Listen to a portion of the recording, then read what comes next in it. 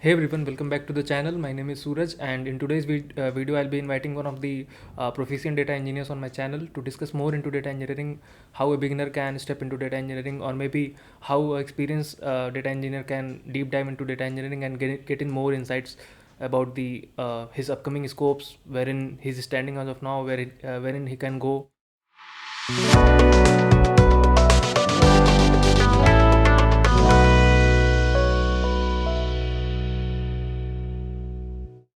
So let's welcome Bhunesh to my channel. Hi Bhunesh. Thank you, Suraj, for welcoming me. And we'll be starting just from your introduction. Let us know, I mean, how you have started your journey into data engineering from your college days, then maybe how you got your first placement, then switched to Walmart, then Extreme.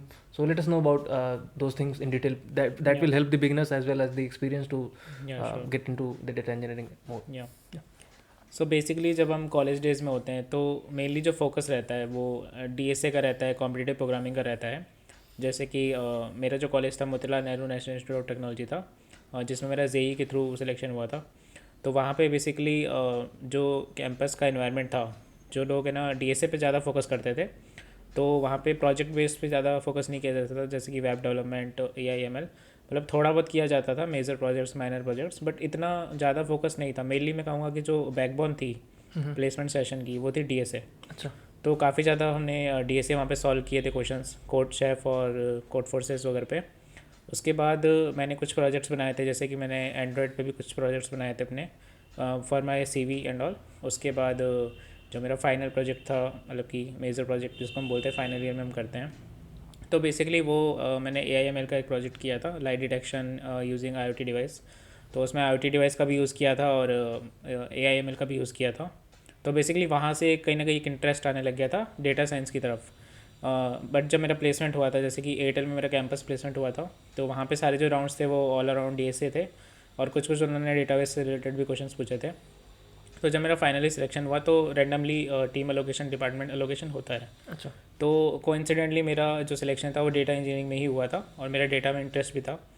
तो उसके बाद मैंने Airtel में काम किया लगभग 2 साल। तो वहाँ पे मैंने काफ़ी सारे प्रोजेक्ट्स किए। ब्रॉडबैंड के प्रोजेक्ट्स थे, टेलको के प्रोजेक्ट्स थे, 5G के प्रोजेक्ट्स थे। तो वहाँ पे सारे प्रोजेक्ट करने के बाद मतलब मैंने एक, कह सकते हैं कि एक बेसिक टू इंटरमीडिएट लेवल की डेटा इंजीनियरिंग की अंडरस्टैंडिंग ले ली थी। तो जैसे कि बहुत सारी टेक्नोलॉजीज़ होती हैं डेटा इंजीनियरिंग में, जैसे कि एयरफ्लो है, नाइफाई है, अपाचे स्पार्क है, और हमारा जो डेटा एनालिटिक्स वाला पार्ट होता है, स्पार्क सीक्वल वाला, सीक्वल लिखना, वो सब मैंने सीखा था और एसडीएफएस पे काम किया था। तो बेसिकली अगर आपकी कॉलेज में जैसे पकड़ है लिनक्स कमांड्स पे, और आपको डीएसए थोड़ा स्ट्रांग है आपका, तो आप हैंडल कर सकते हो इजीली जो डेटा इंजन का भी पार्ट होता है। हमको ऑल्दो मतलब काफ़ी सारी नई चीज़ें होती है, वो सीखनी पड़ती है, बट मोर और लेस इतना भी हार्ड नहीं होता है। तो अगर आपका डीएसए पार्ट स्ट्रांग है तो आप कहीं ना कहीं वो कॉप अप कर सकते हो। और अभी बोलते हैं कि data is the new oil, तो डेटा इंजीनियरिंग का काफ़ी स्कोप है, और पूरा का पूरा एक डेटा साइंस, एआईएमएल, इनका पूरा एक स्ट्रीम ही बन गया है। और कई मुझे लगता है कॉलेजेस में अब तो ब्रांचेस भी ऐसे बनने लगी है कि आप डेटा एमएल पे और क्लाउड कंप्यूटिंग पे काम करो। एग्जैक्टली। या सो अभी जो मेजर डाउट आ रहा है ना ऑडियंस में या फिर जो भी सुन रहा होगा हमें, जी। कि जब आपने पहले एयरटेल में जॉब करा, फिर ई कॉम जाइंट में गए, वॉलमार्ट, फिर अभी एक्सट्रीम में आए हो, तो तीनों का डेटा सेट अलग रहा होगा, तो कैसे या आपने मूव ऑन करा था, या फिर कैसे आपने स्विच किया था, कैसे हैंडल करा था एक कंपनी से दूसरे कंपनी में, और स्पेशली जब डेटा सेट ही बिल्कुल चेंज हो रहा है आपके साथ। तो मेरा ये मानना है कि हर कंपनी का एक अलग ही बिजनेस आइडिया होता है, उनका अलग ही लॉजिक होता है, उनका मोटो अलग होता है। तो कहीं ना कहीं टेक्नोलॉजी में भी थोड़ा बहुत डिफरेंस तो होता ही है। तो मोटा मोटा कहें तो जैसे कि स्पार्क है वो हर जगह यूज़ हो ही रहा है बिग डेटा में, और जैसे क्लाउड हमारे प्लेटफॉर्म से जीसीपी है, एज़्योर है, एडब्ल्यूएस है, तो कहीं ना कहीं वो भी सिमिलर ही होते हैं। ऑल्दो फंक्शंस बदलते हैं, अंदर की जो टेक्नोलॉजी है वो थोड़ी बदलती है, कंप्यूट इंजन वो सब बदल जाते हैं, और जो उनके पीछे वीएम्स होते हैं वो सब बदलते हैं, लेकिन कहीं ना कहीं मोरलेस वो सिमिलर होता है। बाकी अगर आप जैसे स्पार्क पढ़ लेते हैं बहुत अच्छे से, और जैसे कि अभी मार्केट में फ्लिंक चल रहा है, रियल टाइम के लिए हमको फ्लिंक यूज़ करना है, बैच के लिए हमको स्पार्क यूज़ करना है, तो अगर उन पे आपकी पकड़ अच्छी है तो कहीं ना कहीं आप किसी भी आप कंपनी में जाते हो, या फिर आप किसी भी टाइप का प्रोजेक्ट हैंडल करते हो, तो कहीं ना कहीं आपको कोड समझ में आने लग जाता है, और वो थोड़ा ईजी हो जाता है करने के लिए। जैसे कि अब तीनों आप कंपनी का आपने नाम लिया, एयरटेल है, एक्सट्रीम है, वॉलमार्ट है, तो तीनों में कल्चर डिफरेंट था। अब जैसे अभी मैं एक्सट्रीम में हूँ तो वहाँ पे स्टार्टअप कल्चर है। वहाँ पे जो एक तरीके से लोग बहुत कम है टीम में, 10 लोग ही होंगे, लेकिन तो उन पे जो वर्कलोड रहता है वो काफ़ी अच्छा खासा रहता है। अब जैसे एक्सट्रीम में डेटा इंजीनियरिंग की एक ही टीम है, जिस टीम में मैं हूँ अभी, और तो वहाँ पे 10-11 लोग हैं, तो अच्छा खासा वर्कलोड रहता है और एक्सपोजर अच्छा मिलता है।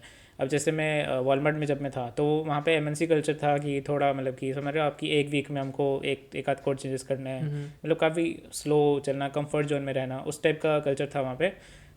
ये भी कह सकते हैं कि वहाँ पे चीज़ें बहुत ही ज़्यादा ऑर्गेनाइज थी। जैसे कि कोई भी हम प्रोजेक्ट का अप्रूवल आर्किटेक्चर बनाते हैं तो जो अप्रूवल आने में बहुत टाइम लगता था। आर्किटेक्चर उसको रिव्यू करेंगे, अप्रोचेस बताएंगे अलग अलग कि भाई 3-4 अप्रोच है एक चीज़ को करने की, अब ये वाली हम फाइनल कर रहे हैं क्योंकि इस पे जो हमारा ट्रेड ऑफ है वो काफ़ी कम है और इस पर मैक्सिमम हमें आउटपुट मिल रहा है, थ्रूपुट अच्छा मिल रहा है। तो काफ़ी डिफरेंसेस होते हैं, मतलब कि हर कंपनी में अलग अलग डिफरेंसेस होंगे, लेकिन अगर आपका टेक बैकग्राउंड स्ट्रांग है, आपकी मैंने जैसे बताया कि आप बिग डेटा में काम कर रहे हो तो स्पार्क पे, काफका पे, स्ट्रीमिंग जॉब्स पे आपकी पकड़ अच्छी है। और जैसे टूल्स हैं एयरफ्लो, नेफी वगैरह, वो एक बार आपने अगर सीख लिए तो मुझे नहीं लगता कि आपको आगे ज़्यादा इशू आएंगे जब तक कि अनलेस अनटिल की टेक्नोलॉजी चेंज होती है। ठीक है। अच्छा, जैसा आपने तीनों इंडस्ट्री में बताया कि कुछ टेक्नोलॉजीज ऐसी थी जो कॉमनली हर जगह यूज़ हो रही थी, may be yes, that could be Airtel, sorry airflow, या यस, फिर यस, स्पार्क, करेक्ट। नाइफाई। सो आप कुछ ऐसा बताएंगे जो तीनों ही इंडस्ट्रीज़ में आपने कॉन्स्टेंटली यूज़ किया हुआ है और आगे भी वो यूज़ हो रहा होगा? यस, जैसे कि स्पार्क और स्केला है। स्केला एक लैंग्वेज है वो जो कि जेवीएम बेस्ड है। तो जावा का, हम जावा भी जेवीएम बेस्ड है, बट जावा का हम इतना ज़्यादा यूज़ नहीं करते हैं जब हम डेटा इंजीनियरिंग के प्रोजेक्ट्स बनाते हैं, क्योंकि स्केला बहुत ही फंक्शनल सपोर्टिव लैंग्वेज है और बहुत ही मतलब कोड उसका लिखना ईजी रहता है। तो फंक्शनल वे में हम उसको लिख के अच्छे से कर सकते हैं, लाइक हम इतना मॉड्यूलर अप्रोच में फॉलो कर सकते हैं।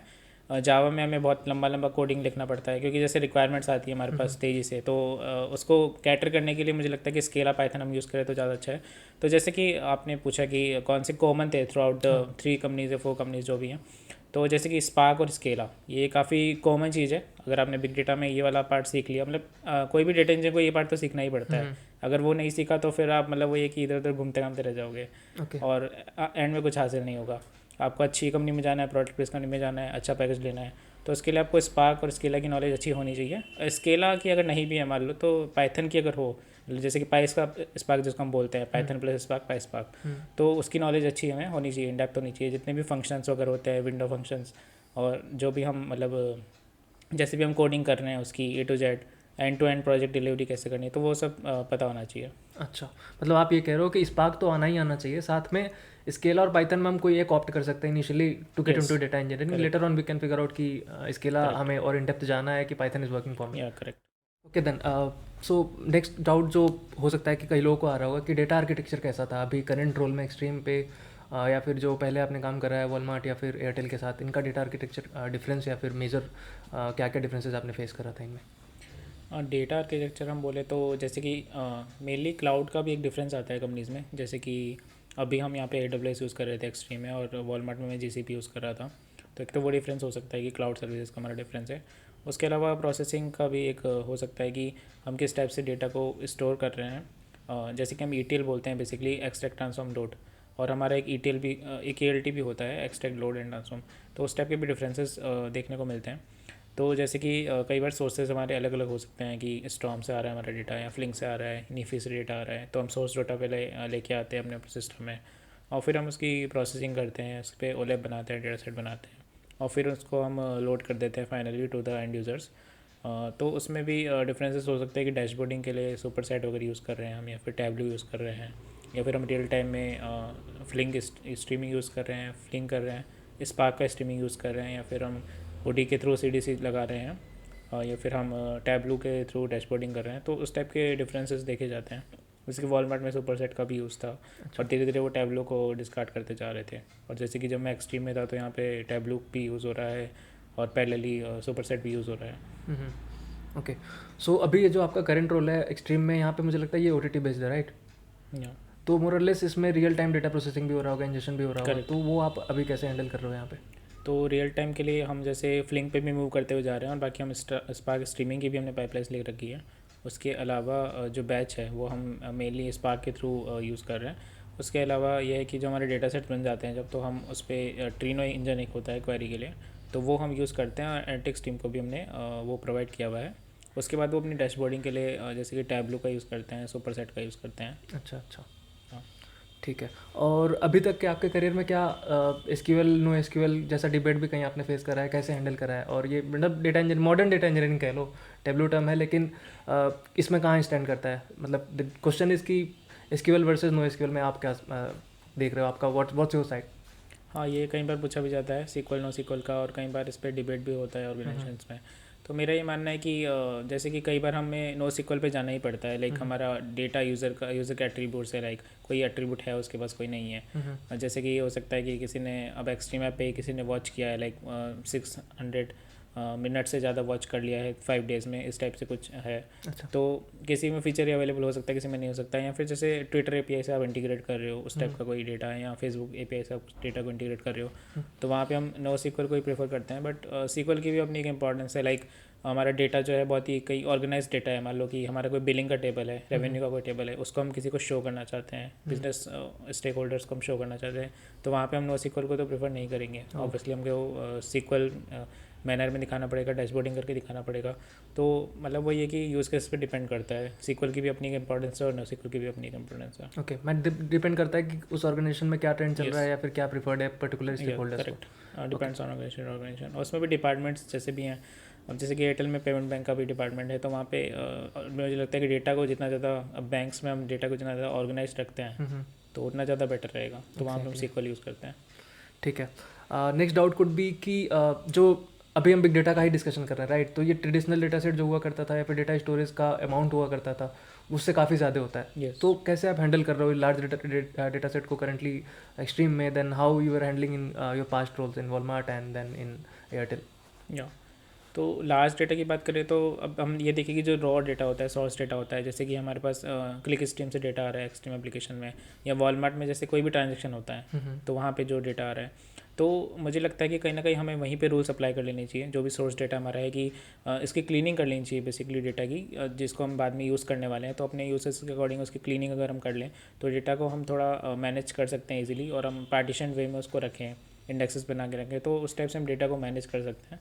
और उसके अलावा ये है कि हम थोड़ा स्मार्ट वे यूज़ करें, कि हम ऐसे तो नहीं कर रहे कि कोई डेटा को हम बार बार कंप्यूट कर रहे हैं। ऐसा तो नहीं है कि हमने 2 टेबल बनाई और उसमें मतलब सिमिलर हमने मैट्रिक्स कंप्यूट कर ली। तो कहीं ना कहीं वो ओलेप जो हम बनाते हैं उसको हमें थोड़ा ऑप्टिमाइज़ करने का ट्राई करना चाहिए। उसके अलावा ये कि जो स्पार्क के इंटरनल्स है, तो डेटा इंजीनियर्स को थोड़ा स्पार्क के इंटरनल्स की तरफ भी ध्यान देना चाहिए कि कैसे हम उनको कैसे हम उससे ऑप्टिमाइजेशन कर सकते हैं, जॉब्स को कैसे हम ऑप्टिमाइज़ कर सकते हैं, तो तभी ओवरऑल हमारा जो सिस्टम डिज़ाइन है वो सब ऑप्टिमाइज़ होता है। ओके। एंड जो आपने अभी डिस्कस करा कि जॉब ऑप्टिमाइजेशन भी ज़्यादा स्टैंड रोल प्ले करता है, तो वो उसके लिए क्या क्या कर सकते हैं? आई मीन क्या क्या प्रोसेस हम फॉलो कर सकते हैं, क्या पॉइंट्स कंसिडर कर सकते हैं अपने जॉब को ऑप्टिमाइज करने के लिए, सो दैट कि इवन इफ हमारा डेटा सेट बहुत बड़ा है, हम मेरा जॉब स्मूथली चल रहा हो, तो जॉब ऑप्टिमाइजेशन के लिए क्या क्या स्टेप्स फॉलो कर सकते हैं? तो जैसे कि हम स्पार्क की बात करें तो उसमें डेटा ऑप्टिमाइजेशन के बहुत सारे टेक्निक्स होते हैं। जैसे कि हमें पार्टीशन वे में डेटा को यूज़ करना चाहिए, क्लीनिंग वगैरह करना, और रॉ डेटा को हम कैसे मैनेज कर रहे हैं। उसके अलावा भी उसमें इंटरनल्स में अगर हम जाएंगे तो ऑब्वियसली बहुत सारी चीज़ें हैं, जैसे रिपार्टीशन करना है, डेटा को कहीं पे कोलेस करना है, और उसके अलावा जैसे जॉइंट्स में कहाँ ऑप्टिमाइजेशन कर सकते हैं, ब्रॉडकास्ट जॉइन कहाँ पे लगाना है, अगर कोई स्मॉल टेबल है तो ब्रॉडकास्ट जॉइन लगाने से कैसे हमें बेनिफिट होगा, तो उस टाइप के हमें ऑप्टिमाइजेशन देखने होते हैं। बेसिकली हमें स्पार्क यूआई को काफ़ी एक्सप्लोर करना चाहिए during the building the spark jobs, तो वो हमें काफ़ी हेल्पफुल रहता है एज ए डेटा इंजीनियर। तो अभी आप अपने जो पास्ट का इंटरव्यू एक्सपीरियंस था, पहले जब आपने फर्स्ट जॉब लिया था एयरटेल में, फिर वॉलमार्ट में, फिर अभी एक्सट्रीम में, तो इनका इंटरव्यू एक्सपीरियंस शेयर कर सकते हैं हमारे साथ? वो बहुत हेल्पफुल होगा फ्रेशर्स के लिए भी एज वेल एज एक्सपीरियंस के लिए भी। या श्योर। तो एयरटेल में तो एज ए मैंने कैंपस रिक्रूटमेंट हुआ था मेरा, तो वहाँ पे बिग डेटा से रिलेटेड कोई क्वेश्चन नहीं थे, नॉर्मल क्वेश्चंस थे, जैसे कि 3-4 आई थिंक राउंड्स थे, 3 टेक्निकल राउंड होंगे आई गेस। तो उसमें जैसे कि डीएसए के क्वेश्चंस पूछे गए थे मेनली, तो उसके अलावा उन्होंने डेटाबेस से रिलेटेड कुछ क्वेश्चंस पूछे थे, शार्डिंग वगैरह पूछा गया था, और कुछ पजल्स मेरे से पूछी गई थी। तो ओवरऑल इस टाइप का ही एक्सपीरियंस था उसमें। ईजी, मीडियम और हार्ड तो मैं नहीं कहूँगा, मीडियम टू हार्ड का बोल सकती क्वेश्चन पूछा था। अच्छा। या उसके बाद मेरा वॉलमार्ट में हुआ था, तो वॉलमार्ट में जैसे कि 3 राउंड्स थे, जिसमें 2 टेक्निकल थे और एक हायरिंग मैनेजर के साथ राउंड था। तो 2 टेक्निकल में फर्स्ट राउंड जो था उसमें उन्होंने डीएसए के क्वेश्चंस पूछे थे, 2 क्वेश्चंस थे, मोर और लेस ग्रीडी, और एक डीपी का क्वेश्चन था आई थिंक। और उसके अलावा फिर उन्होंने स्पार्क रिलेटेड कुछ क्वेश्चंस पूछे थे, मतलब फिर डेटा इंजीनियरिंग वाले पार्ट में चले गए थे वो, स्पार्क और सीक्वल, नो सीक्वल डेटाबेसेस, और जो टूल्स हम यूज़ कर रहे हैं उसके बारे में पूछा था। और सेकंड राउंड में थोड़ा इन डेप्थ चले गए थे वो, जैसे स्केला में इन डेप्थ गए थे वो काफ़ी, ये मोनार्ड्स वगैरह पूछे थे, मोनार्ड्स वाले लेवल तक गए थे वो, इनहेरिटेंस वगैरह ऊप्स का सारा पूछा था स्केला का। और स्केला में जितने भी फंक्शनल प्रोग्रामिंग जैसे होता है मैप रिड्यूस फिल्टर वो सब हम यूज़ करते हैं, तो वो सारे पूछे थे और उसमें उससे रिलेटेड क्वेश्चंस थे, स्पार्क सीक्वल से रिलेटेड क्वेश्चंस थे, और स्केला में भी उनकी कोडिंग करवाई थी उससे। अच्छा। उसके बाद मेरा एक्सट्रीम में राउंड्स हुए थे, एक्सट्रीम में भी 4-5 राउंड्स हुए थे मेरे, तो उसमें डीएसए का भी राउंड था, और उसके अलावा जैसे कि स्पार्क सीक्वल से रिलेटेड क्वेश्चंस थे, स्केला से रिलेटेड क्वेश्चंस थे, और बिग डेटा में जितने भी हम टूल्स यूज़ कर रहे हैं उसके रिलेटेड क्वेश्चंस थे। तो थियोरेटिकल और प्रोग्रामिंग दोनों कराया था? थ्योरेटिकल भी थे, प्रोग्रामिंग भी थी, रियल केस बेसिस भी थे, अच्छा। उस टाइप के क्वेश्चंस थे। Okay, so how do you feel, मतलब कि पहले आपने ऑलरेडी वॉलमार्ट और एयरटेल का दे रखा था, तो जब आपने स्विच किया एक्सट्रीम के लिए तो डिफ़िकल्टी लेवल बहुत ज़्यादा फेस करनी पड़ी, क्योंकि मुझे लगता है कि फर्स्ट जॉब तो चलो क्रैक कर लिया कैंपस से, जब उसके बाद हम पहला स्विच कर रहे होते हैं या फिर दूसरा स्विच कर रहे होते हैं तो कई बार लोगों को बहुत डिफिकल्टी होती है, क्योंकि वो मेन स्ट्रीम जो पढ़ाई कॉलेज में हम किए होते हैं वो प्रैक्टिस छूट जाती है, हम डायरेक्ट प्रोग्रामिंग पे काम कर रहे हैं, हमारा बेस कई बार क्लियर नहीं होता कि इंटरव्यू में क्या आंसर करूँगा, तो उसके लिए कैसे आपने प्रिपेयर करा था फर्स्ट स्विच फिर सेकंड स्विच के टाइम पे? तो जैसे कि आपने बताया कि थोड़ा डिफरेंस होता है जब हम कैंपस रिक्रूटमेंट वाला एक होता है और एक पूरा हम बाद में स्विच स्विच कर करते होते टाइम, हैं, हाँ। क्योंकि कैंपस रिक्रूटमेंट में मुझे लगता है कि एक थोड़ा कंफर्ट जोन टाइप वो सब भी रहता है ना, एक कंपटीशन इतना नहीं रहता, मतलब आपके पास कॉलेज में ही कंपटीशन है, वहाँ पे कंपनी आएगी आपको पॉइंटर के बेसिस पे फिल्टर आउट करेगी, आपका रेज्यूमे सेलेक्ट होगा, और फिर वहाँ पे कुछ राउंड्स होंगे, और वो भी राउंड्स भी इतने ज़्यादा नहीं होते हैं इन जनरल, तो फिर उसका आपका सीधा सीधा सिलेक्शन हो जाता है, मतलब कंपटीशन रहता है बट इतना ज़्यादा नहीं रहता। लेकिन आप जब स्विच करते हो, मतलब आप एक्सपीरियंस हो, अब आप स्विच करोगे तो आप पूरे ऑल इंडिया पे कहीं ना कहीं वो आप फाइट कर रहे हो, वो कंपटीशन बहुत वाइड हो जाता है। तो उसमें थोड़ा मुझे लगता है कि हाँ डिफ़िकल्टी तो होती है जब हम स्विच करते हैं ऑल ओवर इंडिया में, मतलब हम कोई सी भी लोकेशन पे जाना चाहते हैं, तो जो हमारा पैकेज है, ग्रोथ है, कहीं ना कहीं वो भी बढ़ती है, तो इसलिए कंपटीशन भी कहीं ना कहीं बढ़ता ही है। और उसमें कोई भी अप्लाई कर सकता है, Tier 1 का हो, Tier 2 का हो, Tier 3 का हो, मतलब उसके पास स्किल्स है और रेज्यूमे उसने अच्छा बना रखा है, तो ऑब्वियसली वो अप्लाई करेगा और वो कम्पीट करेगा। तो कहीं ना कहीं मुझे लगता है कि जैसे डीएसए का तो इम्पोर्टेंस हमेशा रहता ही है, मतलब कोई भी इंटरव्यू तो उसमें रैंडमली कभी भी डीएसए पूछ ही लेते हैं, तो ऐसा भी एक मिथ भी बोलते हैं कि अपन डेटा इंजीनियरिंग में डीएसए नहीं पूछा जाता है, तो मतलब ऐसा कुछ नहीं है, कि मुझे लगता है कि पूछ लेते हैं वो जनरली। जैसे वॉलमार्ट में भी पूछा गया था, फिर मैंने एक्सट्रीम का दोबारा दिया तभी पूछा गया था, और मैंने 1-2 कंपनीज़ के इंटरव्यू दिए थे बीच में भी, तो उस टाइम भी पूछा गया था। और मतलब जब मैं स्विच करा था वॉलमार्ट से किसी और कंपनी में, तो जैसे मीडिया.नेट का मैंने दिया था, तो उस टाइम भी पूछे गए थे कुछ क्वेश्चन डीएसए के, ऑल्दो जो डोमेन है हमारा वो बिग डेटा है, लेकिन फिर भी कहीं ना कहीं वो क्वेश्चंस पूछे जाते हैं। तो एक डीएसए तो हो ही गया अपना, उसके अलावा आपको बिग डेटा में जैसे कि स्पार्क है, सीक्वल भी आनी चाहिए, और स्केला है, या फिर पाइथन, जैसे भी आप लोगों की लैंग्वेज बता दोगे कि जैसे वो लैंग्वेज प्रेफर्ड पूछते हैं, तो जैसे कि आपको स्केला में नहीं आता, आपको पाइथन में आता है तो आप पाइथन बता दो, और जैसा भी आपको कंफर्टेबल हो जिस भी लैंग्वेज में वो आप बता सकते हो। तो कहीं ना कहीं मुझे लगता है कि एक लैंग्वेज पे पकड़ होना ज़रूरी है, और 1-2 टेक्नोलॉजी वो अपने को अच्छे से आनी ही चाहिए, जैसे स्पार्क हो गया या बीफलिंग चल रहा है मार्केट में, वो आना चाहिए। और अब इवेंट ड्रिवन में आप देख सकते हो कि काफका आना चाहिए। उसके अलावा डीएसए तो है ही इंपॉर्टेंट, मैंने बता दिया। तो इस टाइप से आप इनकी प्रिपरेशन कर सकते हो इंटरव्यूज़ के लिए। ठीक है, अब मेरा क्वेश्चन ये है कि लेट्स से कि किसी ने माइंडसेट बना ही लिया है कि मुझे डेटा इंजीनियरिंग में जाना है, या फिर मैं ऑलरेडी एक्सपीरियंस हूँ डेटा इंजीनियरिंग में, तो सैलरी एक्सपेक्टेशंस के बारे में डिस्कस करते हैं कि एक फ्रेशर कितना सैलरी एक्सपेक्ट कर सकता है जब वो डेटा इंजीनियरिंग में एंटर कर रहा है, और वहीं एक एक्सपीरियंस जो है 3 साल 5 साल, या फिर कहाँ अपना करियर ग्रोथ देख सकता है इन टर्म्स ऑफ सैलरी? तो मुझे लगता है कि जैसे कोई फ्रेशर होगा तो एक्सपेक्ट कर सकते हैं कि 10 to 15 lakhs इंडिया में as a big data engineer. आपको लगता है 10 to 12 Tier 2-3 में ऑफर होता होगा डेटा इंजीनियरिंग के प्रोफाइल पे? Tier 2-3 में हो सकता है कि कंपनी बेस्ड अलग अलग रहता हो, मे बी थोड़ा कम भी हो, 7 to 10 भी इसको बोल सकते हैं, बट ऑन एन एवरेज मैं बता रहा हूँ कि 10 to 15 हम बोल सकते हैं कि मतलब SD1 एक्सपेक्टेशन के हो लिए। सकती है? यस एक्सपेक्टेशन हो सकती है, मतलब अगर उसने काफ़ी अच्छे से तैयारी की है, वो स्किल्ड है, तो कहीं ना कहीं वो 10 to 15 लाख में भी लाई कर सकता है। Okay, based on the company profile, role क्या है उसमें और किस टाइप का वर्क कल्चर है, उस पर डिपेंड करता है। एंड हाउ अबाउट एक्सपीरियंस, अगर ज़्यादा एक्सपीरियंस गेन कर लेता है 3 साल या फिर मे बी 4-5 ईयर्स, तो उसके बाद वहाँ कितने एक्सपेक्टेशन होनी चाहिए उसकी? हाँ, अगर जैसे हम SD2 की बात करें, लेवल 2 की बात करें, कि डेटा इंजीनियर 2 भी बोल सकते हैं, तो उस लेवल पे आप एक्सपेक्ट कर सकते हो कि आराम से लाइक 15 to 25 की रेंज में आप लाइक करोगे। ओके, या एंड मतलब ये सैलरी स्टैंडर्ड्स आपने ग्लोबली कंसिडर करते हुए बताया या फिर इंडियन स्टैंडर्ड्स के हिसाब से बताया? मैंने इंडियन स्टैंडर्ड्स के हिसाब से बताया। एंड एनी एक्सपीरियंस की, मतलब अगर मैं ग्लोबली देखूँ तो वहाँ पे भी स्टैंडर्ड्स यही चल रहे डेटा इंजीनियरिंग प्रोफाइल के लिए, या फिर कुछ डिफरेंस है इंडियन और ग्लोबल सैलरी स्ट्रक्चर में? ग्लोबली मुझे लगता है कि काफ़ी हाई पे मिलता है डेटा इंजीनियरिंग में, क्योंकि वहाँ पे काफ़ी स्कोप भी है डेटा इंजीनियरिंग का और डेटा साइंस का भी। तो वहाँ का जो सैलरी स्ट्रक्चर होगा वो मैं इतना अवेयर नहीं हूँ, बट ऑल दो इंडिया से तो ज़्यादा ही होगा, इतना मुझे पता है। ओके।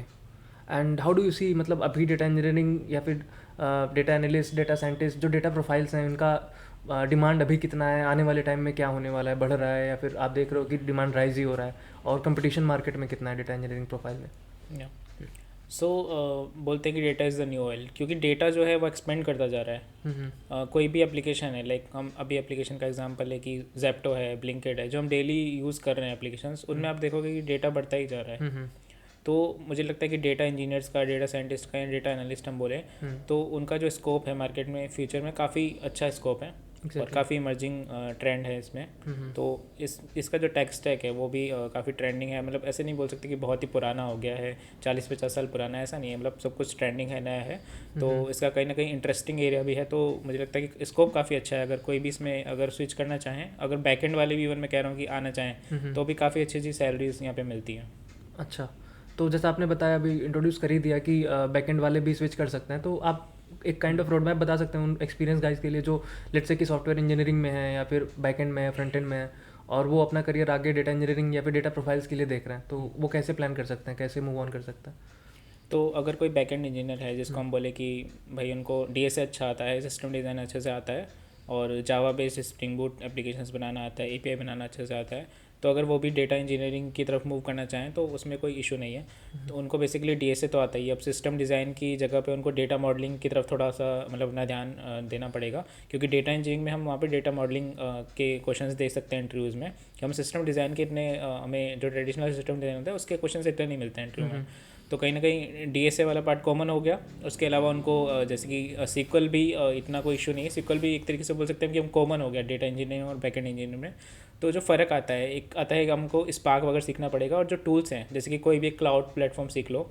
क्लाउड ज़रूरी नहीं है कि बैकएंड इंजीनियर ने अच्छे से एक्सपोजर किया हो, मतलब कर भी सकता है, मैं ये नहीं कह रहा कि नहीं किया होगा, बट किसी को एक्सपोजर होता है, किसी को नहीं भी होता है। एग्जैक्टली। या तो कोई ना कोई ऐसे क्लाउड प्लेटफॉर्म पकड़ लिया, AWS या GCP, और हमने एक टेक्नोलॉजी ये सीख ली स्पार्क की। स्पार्क तो ज़रूरी है ही, वो मतलब कहीं ना कहीं एक सीखना ही पड़ेगा एज ए डेटा इंजीनियर। अगर मूव करना चाहते तो सीखना ही पड़ेगा, क्योंकि सब कंपनीज यूज़ ही कर रही होंगी, कॉमन है, बहुत ही बेसिक है।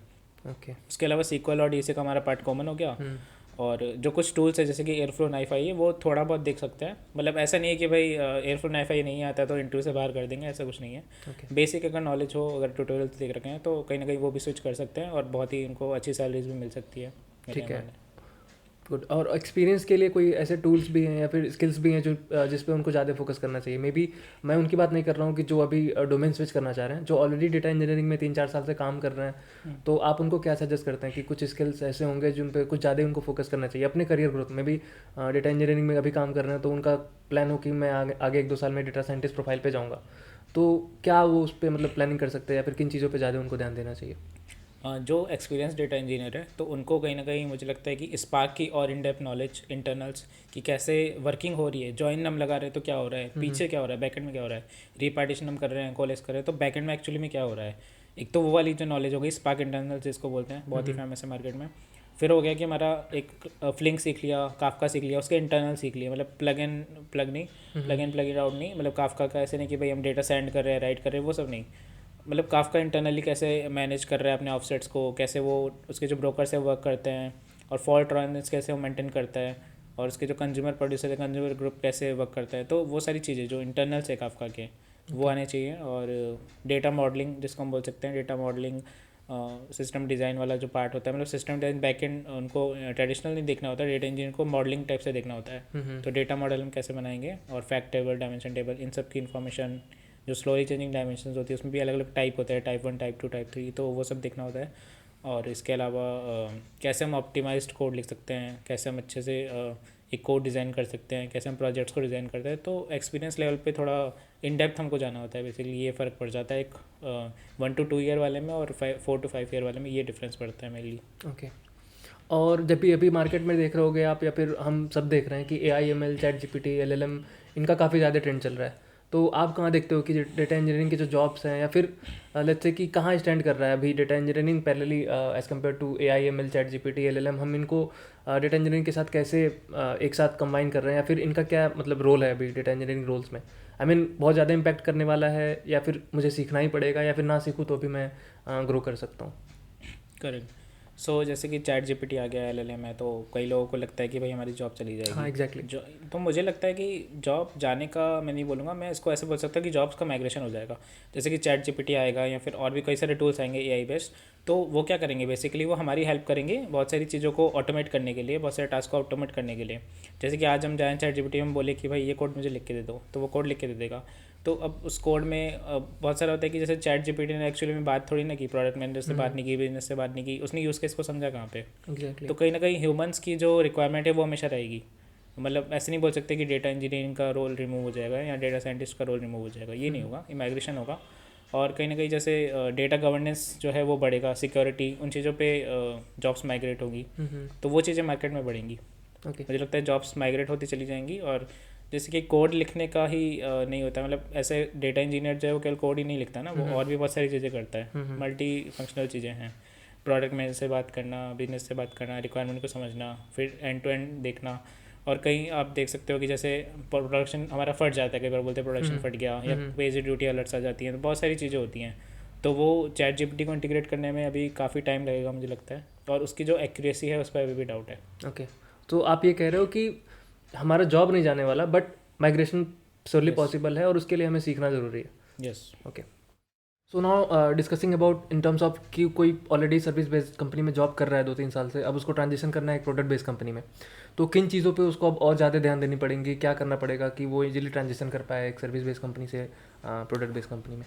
तो सर्विस बेस्ड कंपनीज में हम जैसे कि देखते हैं कि कुछ एप्लीकेशन और प्रोडक्ट्स पहले से ही बने हुए होते हैं, डेटा प्रोडक्ट्स बने हुए होते हैं, कहीं ना कहीं वो रिपीटेटिव टास्क एक होता है जो हम ऑटोमेट करना पाइपलाइन को एंड ऑल, तो उसमें कोई नए प्रोडक्ट्स बनाना और उस टाइप की उनके पास प्रोजेक्ट्स नहीं आते हैं। जो कि प्रोडक्ट बेस्ड कंपनी में हमको ये मिलता है कि हमें नए नए डेटा प्रोडक्ट्स बनाने हैं, नए प्रोजेक्ट बनाने हैं, और नई नई चीज़ों को एक्सप्लोर करना है, उसके अराउंड POC करनी है, तो वहाँ एक बहुत बड़ा डिफरेंस क्रिएट हो जाता है। और अगर हमें सर्विस से प्रोडक्ट बेस्ड कंपनी में जाना है, तो कहीं ना कहीं हमें काफ़ी मतलब कह सकते हैं कि हार्ड वर्क भी करना पड़ेगा, चीज़ों को अच्छे से समझना होगा, उनके कॉन्सेप्ट्स को अच्छे से पढ़ना होगा, स्टडी करना होगा, और यूट्यूब पे ट्यूटोरियल्स देखने होंगे, डॉक्यूमेंटेशन पढ़नी होगी।